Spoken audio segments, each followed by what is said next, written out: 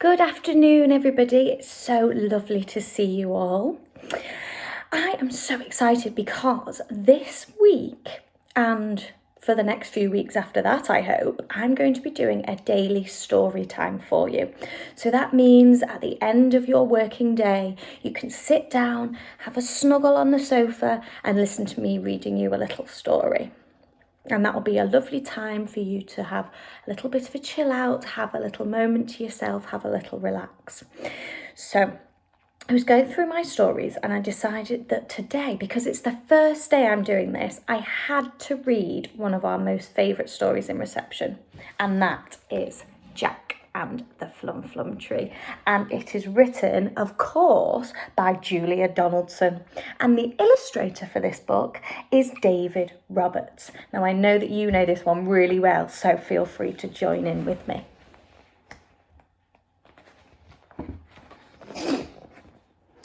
Jack had a granny, and his granny had spots, great big purple ones, lots and lots. The doctor came and he shook his head.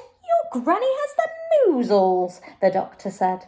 And the only cure in the world, said he, is the fruit that grows on the Flum tree. And the only place that the Flum grows is the faraway isle of Blow Your Nose. So Jack built a boat, and Jack found a crew, red-cheeked Rose and stubble-cheeked Stu. And he said to Stu and he said to Rose, we're off to the isle of Blow Your Nose. Ooh.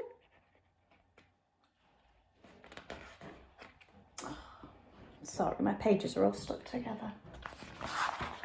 There we go. Granny came down to the dock with Jack and she gave him a bulging patchwork sack. And in that sack there were a pair of wooden spoons, a porridge bowl, tent pegs, some red and blue balloons, Granny's old skipping rope, a pack of chewing gum, 3 spotted hankies and a tom-tom drum. And Jack said, Granny, what is the use of those? Aha, said Granny, and she tapped her nose. Then off sailed Jack with Stu and Rose for the faraway isle of Blow Your Nose. Sharks, cried Rose. Lots, cried Stu. They'll gobble us, they'll guzzle us, whatever shall we do? Don't get your knickers in a twist, said Jack. Let's have a look in the patchwork sack. Red balloons, boo balloons, they should do the trick. Puff, puff, blow 'em up, let 'em go quick. Then the sharks went nip and the sharks went nash, chasing those balloons with a bang, pop, splash. A leak, cried Rose. It's wet, cried Stu. The boat is full of water. Whatever shall we do? Don't get your knickers in a twist, said Jack. Let's have a look in the patchwork sack. Granny's pack of chewing gum, that should do the trick. Chew it up, stretch it out, stick it in quick. So they chewed and they stretched and they plunged that hole and they bailed out the water with Granny's porridge bowl. Then on sailed Jack with Stu and Rose for the faraway isle of Blow Your Nose. Whoops, cried Rose. Help, cried Stu. I can't swim for toffee. Whatever will you do? Don't get your knickers in a twist, said Jack. Let's have a look in the patchwork sack.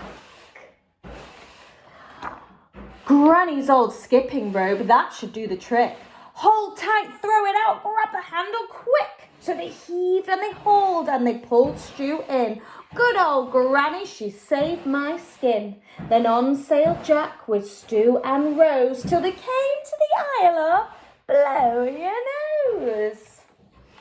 And there on a hill for all to see stood the bright green feathery Flum tree. It's tall, cried Rose. It's smooth, cried Stu. It's not got any branches. Whatever shall we do? Don't get your knickers in a twist, said Jack. Let's have a look in the patchwork sack. Granny's bag of tent pegs, they should do the trick. Bang, bang, knock 'em in, climb the tree quick. Then up went Rose as nimble as could be, and she brought down the fruit of the Flum tree. Then Jack and Stu and Rose had a doze on the soft sandy beach of Blow Your Nose. A thief, yelled Stu. He's got our precious Flum. Whatever shall we do? Don't get your knickers in a twist, said Jack. Let's have a look in the patchwork sack. Granny Spoons and Tom Tom, they should do the trick. Pick 'em up, thump, thump, sing a song quick. The monkey crept closer, he listened to the tunes, he put down the Flum and he grabbed the wooden spoons. Then back sailed Jack with Stu and Rose all the way home from Blow Your Nose.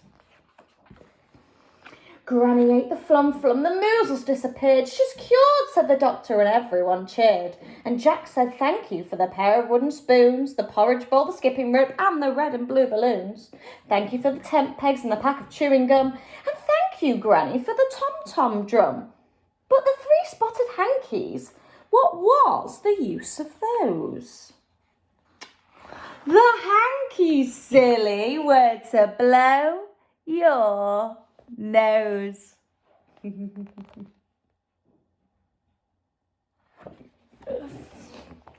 I hope you enjoyed listening to that story. It is one of my most favourite stories to listen to. I'll be back at the same time tomorrow for another story time. I hope you enjoyed today's. I'll see you tomorrow, everybody. Bye.